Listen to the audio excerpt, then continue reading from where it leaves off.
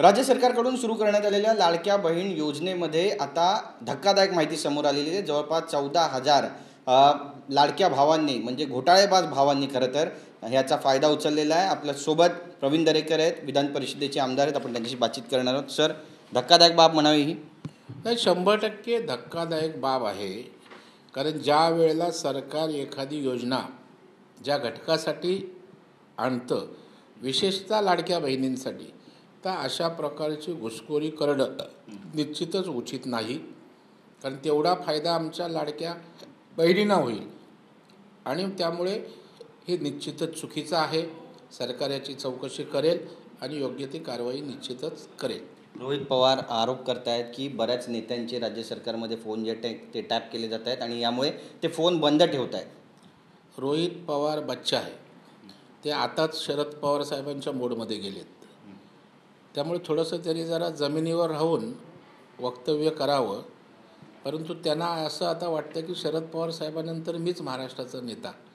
त्याच्यामुळे अशा प्रकारचे निराधार बिनबुडाचे माहिती नसलेले पुराव्याविना आरोप करण्याचं काम त्यांचं अव्याहतपणे रोज सुरू आहे। आणि त्याच्यामुळे मला वाटतं की असं कोणाचे फोन टॅप करत नसतं। लोकशाही आहे, त्याच्यामुळे कुठलीही गोष्ट कोणाच्याही व्यक्ती स्वातंत्र्यावर, संचार स्वातंत्र्यावर किंवा भाषा स्वातंत्र्यावर अशी कोणालाही गदा आणता येत नाही। मला वाटतं जरा त्याचा अभ्यास रोहित पवारने त्या ठिकाणी करावा, परंतु त्यांना अभ्यासाची गरज नाही। ते संजय राऊतांनंतर दुसरे बोलबच्चन नेते लवकरच ठरतील असं वाटतंय। नक्कीच तुम्ही संजय राऊत यांचं नाव घेतलेलं आहे आणि संजय राऊतांनी पण टीका केली आहे सरकारवरती। संजय राऊत म्हणत आहेत की 75% जे मंत्री आहेत ते दरोडेखोर आहेत आणि युजलेस आहेत। नाही, मला वाटतं ज्यांच्यावर आरोप करायचे आहेत त्यांना जे म्हणायचं आहे ते पहिले शिवसेनेचंच होते ना, बाळासाहेबांच्या। तेव्हा ते काय कोण होते? मला वाटतं संजय राऊतांची सगळी वक्तव्ये ही त्या ठिकाणी राजकीय अभिनिवेशातनं त्या ठिकाणी बोललेली आहेत। त्या ठिकाणी कुठल्याही प्रकारचा बेस नाही आहे आणि जे कोणी चुकीचे असतील त्याचे सरकार, मुख्यमंत्री दखल घेतील। परंतु संजय राऊतांचे आरोप त्या ठिकाणी टोकाचे असतात, कुठलाही आधार नसतो। तशाच प्रकारचा हा त्या ठिकाणी आरोप आहे। दरोडेकर आहेत, त्यांनी प्रूव्ह करावं कुठे दरोडा टाकला, कोणाची चोरी केली। त्याच्यामुळे संजय राऊतांनी काय केलं होतं ते त्याने जरा आरशात स्वतः पाहावं। ते कुठे गेले होते, त्यांच्यावर काय कारवाई झाली। तर मला वाटतं संजय राऊतांनी संयम बाळगायला हवा, परंतु सवयीचे ते गुलाम झालेत। त्याच्यामुळे असं बोलल्याशिवाय, सकाळी बोलल्याशिवाय संध्याकाळी त्यांना झोप लागू शकत नाही। नक्कीच राज्य मंत्रिमंडळामध्ये काही खांदेपालट होते का किंवा बदल होत आहेत का किंवा राजीनामे होत आहेत का? कारण आता अजितदादा पवार यांनी पण तसे संकेत दिले आहेत की धनंजय देशमुख प्रकरणामध्ये किंवा वाल्मिक कराड प्रकरणामध्ये जर धनंजय मुंडे यांचा काही सहभाग नसेल किंवा तसे पुरावे सापडले तर त्यांना पुन्हा एकदा आम्ही वर्णी लावू शकू। आणि याला धरून दुसरा प्रश्न आहे की आता संजय शिरसाट यांच्यानंतर माणिकराव कोकाटे यांनी सुद्धा शनिदेवाचं दर्शन घेतलेलं आहे। शनीची 7.5 या सगळ्या नेत्यांच्या मागे लागली असं म्हणावं, बरीच चर्चा रंगते। चुकीच्या ठिकाणी प्रश्न केलेला आहात। मंत्री कोण असावा, खांदेपालट करावं न करावं हा सर्वस्वी अधिकार राज्याच्या मुख्यमंत्र्यांचा त्या ठिकाणी असतो आणि ज्या पक्षाचे खांदेपालट किंवा काय निर्णय घ्यायचा असतो त्या पक्षाचे प्रमुख ठरवत असतात। समजा राष्ट्रवादीचा निर्णय घ्यायचा असेल तर अजित पवार साहेब ठरवून माननीय मुख्यमंत्र्यांचं त्यावर शिक्कामोर्तब किंवा मान्यता त्या ठिकाणी घेऊ शकतात आणि त्याच्यामुळं हा त्यांच्या अखत्यारीतला विषय आहे। मुख्यमंत्री आणि दोन्ही उपमुख्यमंत्री त्या ठिकाणी ठरवत असतात। आता त्या ठिकाणी कोण शनिदेवाकडे जातं, कोणाकडे जातं, आपण शेवटी देव धर्म मानणारी लोकं आहोत। आपण नित्यनेमानं पूजा करत असतो। तर शनिदेवाला ते दर्शन गेलं लगेच तुम्ही त्याची जोड संकटाकडं लावणं मला वाटतं योग्य नाही। आपण मंदिरात जातो, शनिदेवाकडे आपण सगळेच जातो, श्रद्धेनं जातो आणि समजा काही संकट असेल तर शनिदेव त्यांना मदत करेल।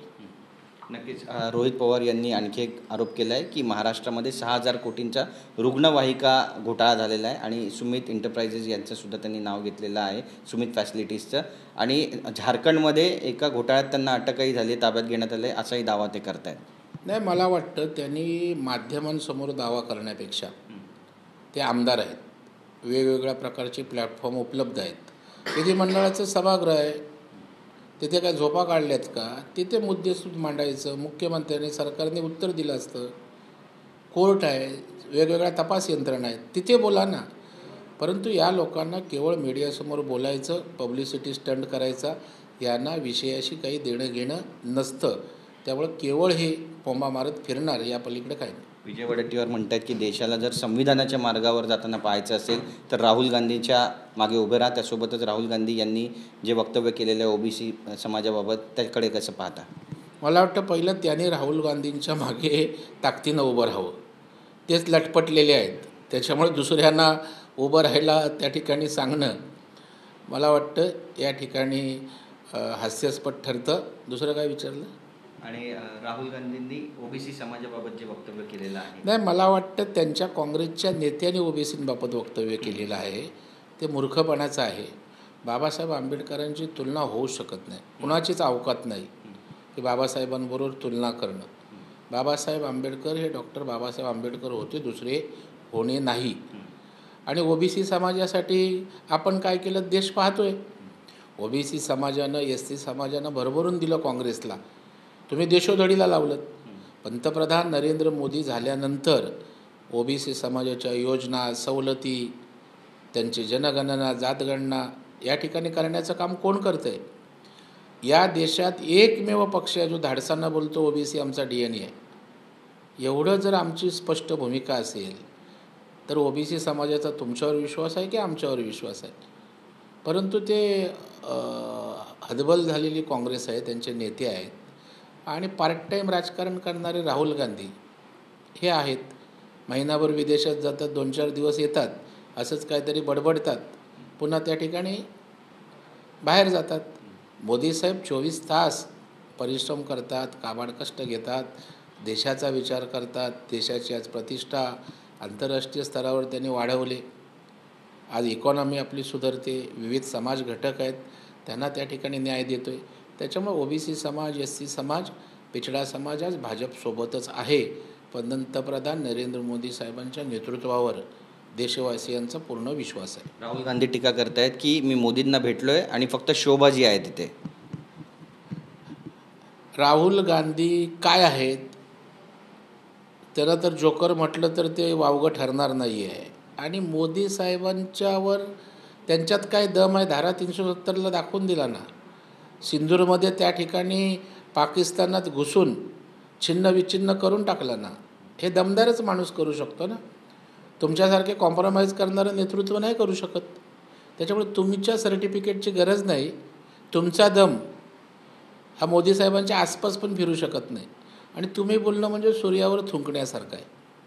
नक्की, धन्यवाद आमच्याशी बातचीत केल्याबद्दल. कॅमेरा पर्सन योगेश गुरवचा, गिरीश गायकवाड, TV9 मराठी, मुंबई.